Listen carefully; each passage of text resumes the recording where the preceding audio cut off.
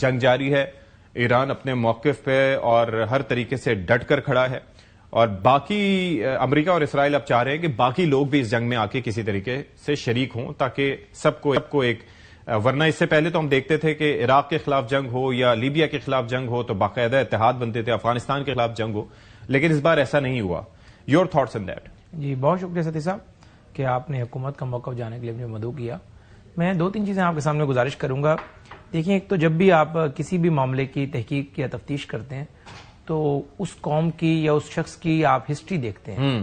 Basically Iran کی ایک اتنی رچ ہسٹری ہے، اور میں سمجھتا ہوں کہ امریکہ نے جب کبھی دنیا پر کہیں پر بھی حملہ کرنے کی کوشش کی، چاہے افغانستان ہو، چاہے عراق ہو، یا کہیں پر بھی، تو امریکہ آج تک کبھی بھی کوئی وار کا آغاز انہوں نے برطانیہ سے مشورہ لیے بغیر نہیں کیا. کیونکہ وہ یہ سمجھتے ہیں کہ 1215 میں جب میگنا کارٹا لکھا گیا اور بادشاہوں سے حقوق عوام کو دیے گئے فنڈامنٹل رائٹس کی بات کی گئی، اور ایک وقت ایسا آیا کہ دنیا میں کہیں نہ کہیں کوئن کا سورج جو ہے وہ طلوع ہو رہا ہوتا تھا، یا کہیں غروب ہوتا تھا، کہیں طلوع ہو رہا ہوتا تھا. یعنی ایک وقت تھا سب کانٹیننٹ، آسٹریلیا، ایون کہ امریکہ خود اور کینیڈا تک کالونیز تھی.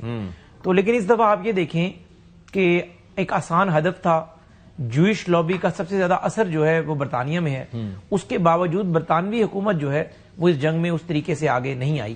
اس کا مطلب یہ ہے کہ انہوں نے پہلے اس معاملے کو جانچ پڑتال کر رکھی ہوگی، اور ایرانیز کا جو ایک سائیکالوجی ہے اور ایران کی جو ہسٹری ہے اس کو بھی انہوں نے اسٹڈی کیا. اب دوسری بات یہ ہے کہ یہ جنگ پورے خطے میں بڑھی کیوں نہیں.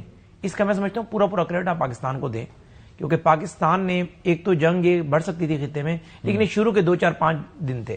اب صورتحال ایسی ہو چکی ہے کہ ایک طرف روس جو ہے وہ بھی ظاہر ہے اس کو کنڈیم کر رہا ہے اور امداد بھی بھیج رہا ہے، چائنا بھی اپنی امداد بھیج رہا ہے، خوراک، ادویات، باقی چیزیں بھیج رہا ہے، اور باقی بھی جو گلف کنٹریز ہیں وہ فلی اویئر ہو چکی ہیں کہ واقعی یہ کوشش کی گئی تھی کہ ہمیں بھی اس وار کے اندر انوالو کر لیا جائے. لیکن آپ یہ دیکھیں کہ عرب کے اندر سب سے بڑا جو ملک ہے وہ سعودی عربیہ ہے. میں نے جو بات کی نا آپ سے کہ پاکستان نے اس جنگ کو بڑھنے نہیں دیا، اور پاکستان نے باقی جو کنٹریز تھے ان کو اس کے اندر انوالو نہیں ہونے دیا. اس کی وجہ یہ ہے کہ اس پورے مشرق وسطیٰ میں سب سے مضبوط ملک جو ہے سعودی عربیہ ہے. یعنی دنیا میں سب سے بڑا جو یعنی جنگی جہازوں کا ایئر فلیٹ ہے وہ یہ امریکہ کے پاس ہے، نمبر 2 سعودی عربیہ کے پاس ہے.